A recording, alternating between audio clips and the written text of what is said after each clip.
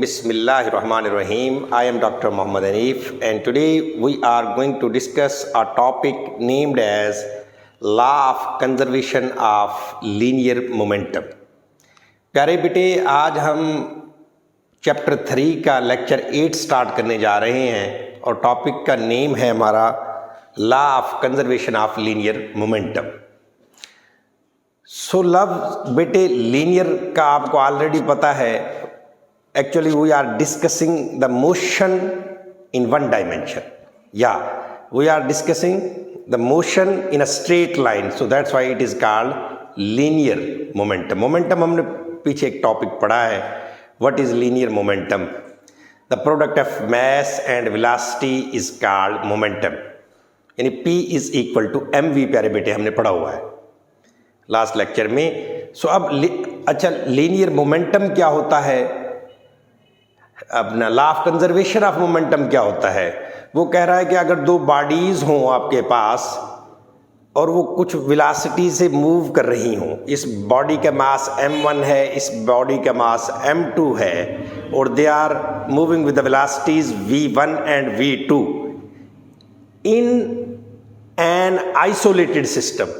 Isolated system में दो bodies हैं जिनके मैसेज क्या है, m1 m2, and they are moving with velocities v1 and v2 after. और कंसीडर क्या किया है हमने, just we consider the velocity of first body is greater than the velocity of second body, यानी v1 की velocity बड़ी है v2 से। सो दैट्स व्हाई कुछ देर बाद वो आपस में जाके कोलाइड कर जाएंगी। After some time they collide with each other.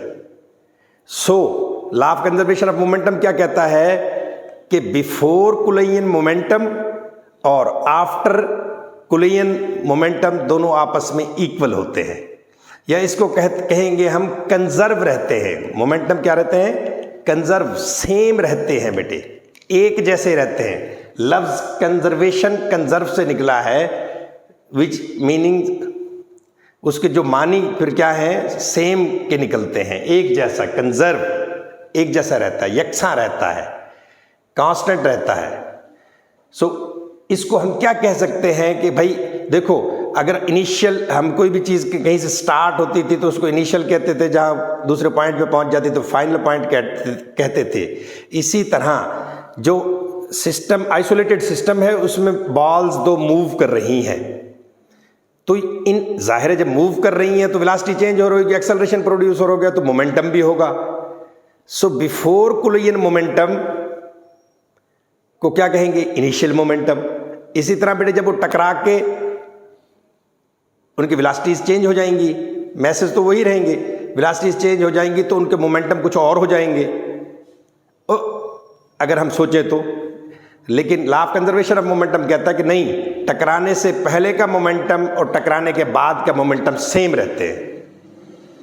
सो इसका मतलब है टकराने से पहले के इनिशियल मोमेंटम और फाइनल मोमेंटम सेम रहते हैं, हैव सेम वैल्यूज या constant values, are conserved. So कहेंगे total final momentum of an isolated system is equal to the initial momentum. I hope you guys understand. सिर्फ क्या कह रहा है इस लाइन में, total final momentum of an isolated system, लाजमी लिखना है आपने, आइसोलेटेड सिस्टम लाजमी लिखना है, is equal to the initial momentum. यानी फाइनल मोमेंटम और इनिशियल मोमेंटम इसमें क्या है, इक्वल होते हैं।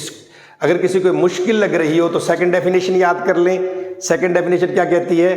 Total linear momentum, total linear momentum of an isolated system remains constant. तो वो भी वही बात है, सेम रहता है।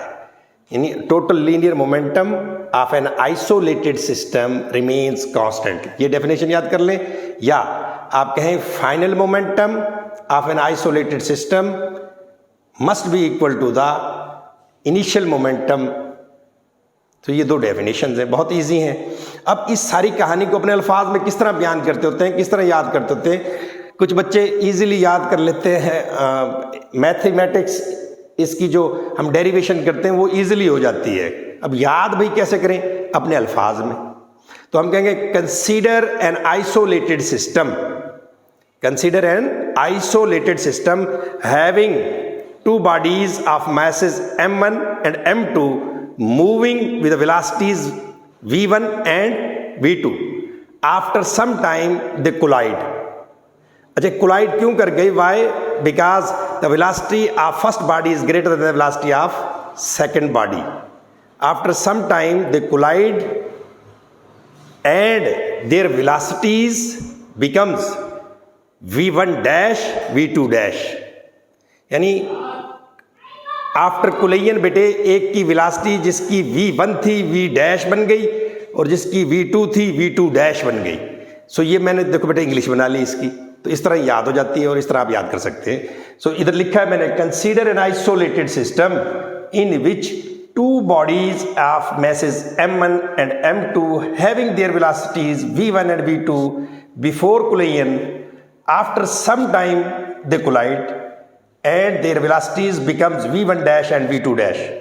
तो बेटे फ्रॉम न्यूटन सेकेंड लॉ हमने क्या पढ़ा था? न्यूटन सेकेंड लॉ बेटे क्या होता है? F is equal to what?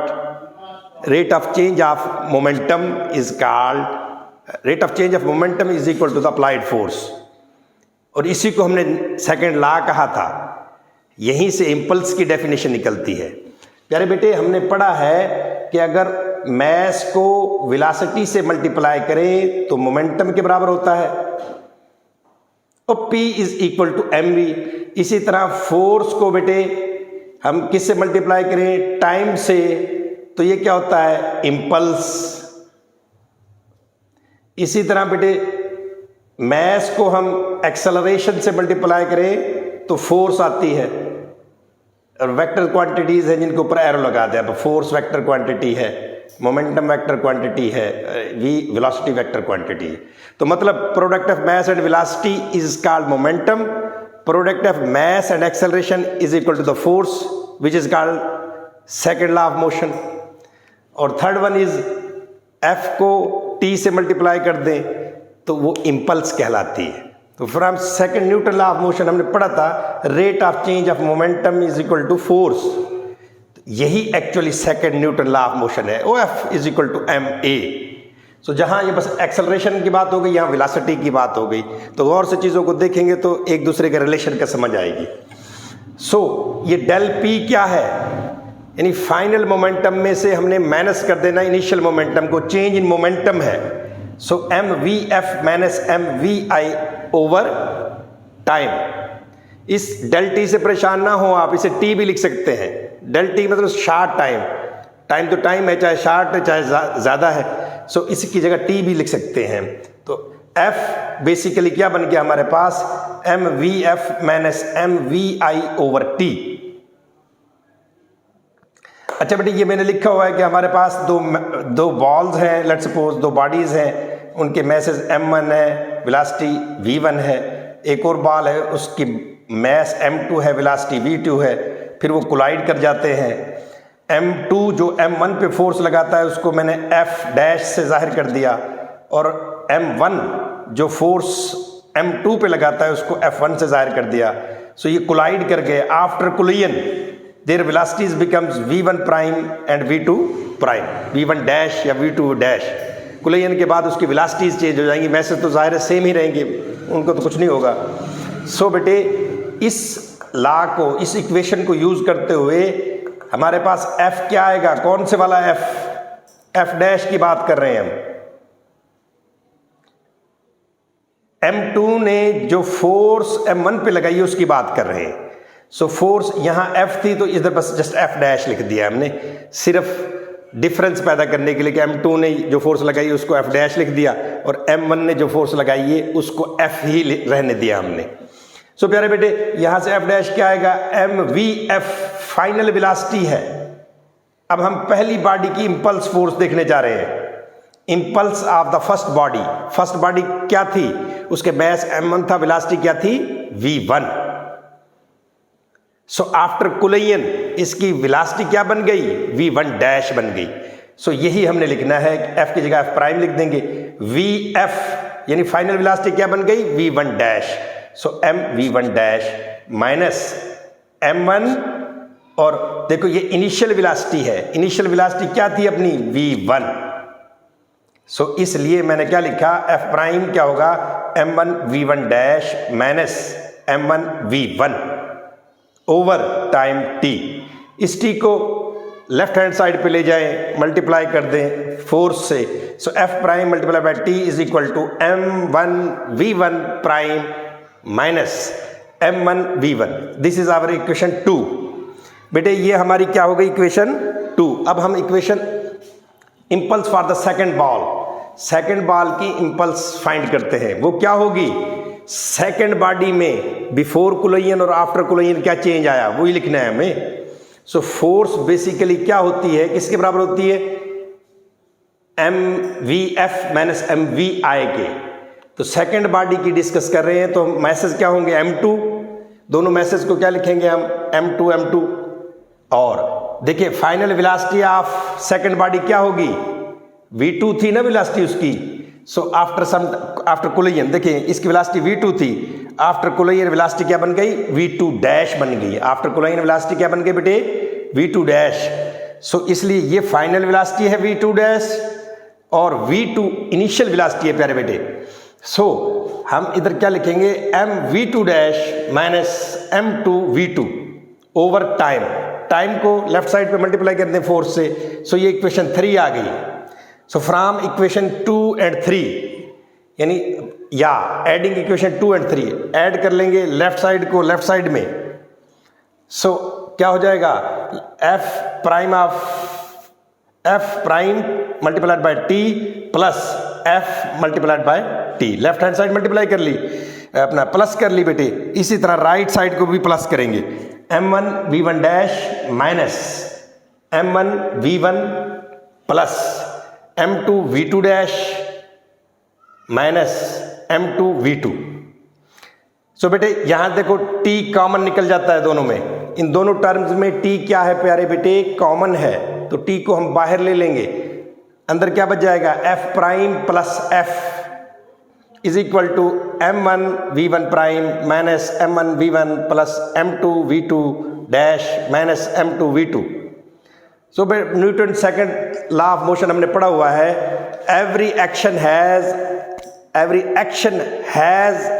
A reaction which is equal in magnitude but opposite in direction. जब मैग्नीट्यूड इक्वल है तो दो बाल टकराई आपस में तो फोर्सेस क्या हो जाएंगे उनकी, but they have equal magnitude but opposite in direction. So equal होते हैं जब हम हर एक्शन का एक रिएक्शन होता है जो आपस में बराबर होते हैं। सो इसलिए जो फोर्स हमने बिफोर m1 जो फोर्स लगा रहा है और m2 जो उस पर फोर्स लगा रहा है, दोनों आपस में क्या होंगी, इक्वल होंगी but opposite in direction. So f prime को हम माइनस f के बराबर ले सकते हैं, f प्राइम को हम क्या ले सकते हैं, माइनस f के। ये जस्ट हमने प्राइम इसलिए लगाया ताकि आपको डिफरेंस का पता लग जाए। m2 m1 पे जो फोर्स लगा रहा है उससे मैंने प्राइम से जाहिर कर दिया, f प्राइम से, और m1 जो m2 पे लगा रहा है उसको f से ही जाहिर किया है ताकि थोड़ा डिफरेंस पता लग जाए कि भाई इस पे ये फोर्स लग रही है, इस पे ये फोर्स लग रही है। लेकिन न्यूटन सेकंड लॉ कहता है कि every action has a reaction which is equal in magnitude but opposite in direction. तो इक्वल होते हैं लेकिन डायरेक्शन अपोजिट होती है। तो इसकी डायरेक्शन f प्राइम की माइनस f लिख देता हूं मैं। तो जब बेटे यहाँ माइनस f पुट करेंगे, ये बेसिकली दोनों फोर्सेस इक्वल हो जाएंगी। फोर्सेस क्या हो जाएंगी, इक्वल हो जाएंगी। एक के साथ हम माइनस लिख देंगे तो f minus f is equal to 0। So left hand side क्या हो गई, 0। अच्छा इधर 0 वेक्टर लिखना है आपने प्यारे बेटे, ये याद रखना है, क्योंकि दो वेक्टर्स में से वेक्टर को अगर वेक्टर में से माइनस करें, इस वेक्टर को इस वेक्टर में से माइनस करें, फोर्स को फोर्स में से माइनस करें तो 0 जवाब आता है, लेकिन 0 वेक्टर आता है। 0 क्या आता है बेटे, वेक्टर। तो लेफ्ट हैंड साइड 0 हो गई। अब बेटे माइनस की दो वैल्यूज हैं, इनको लेफ्ट हैंड साइड पर ले जाएं, प्लस वाली को वहीं रहने दें। सो m1 v1 इधर आएगी तो प्लस हो जाएगी, इसी तरह m2 v2 इधर आएगी तो प्लस हो जाएगी। So m1 v1 plus m2 v2 is equal to m1 v1 dash plus m2 v2 dash. So यही हमारा फर्स्ट मैंने जो अपना डेफिनेशन लिखी थी law of conservation of momentum की। Law of conservation of momentum क्या कहता है द फाइनल या the initial momentum of an isolated system must be equal to the final momentum. So initial momentum और final momentum equal होते हैं, या हम कह सकते हैं कि the total momentum of an isolated system remains constant या remains conserved या remains same. So ये बेटे आज का हमारा टॉपिक था। आई होप आपको पसंद आया होगा। अगर आपको पसंद आया है तो लाइक कर दें, सब्सक्राइब कर दें और बेल आइकन पे हिट कर दें, ज़्यादा से ज़्यादा शेयर करें। अल्लाह आपको सलामत रखे। अल्लाह हाफिज़।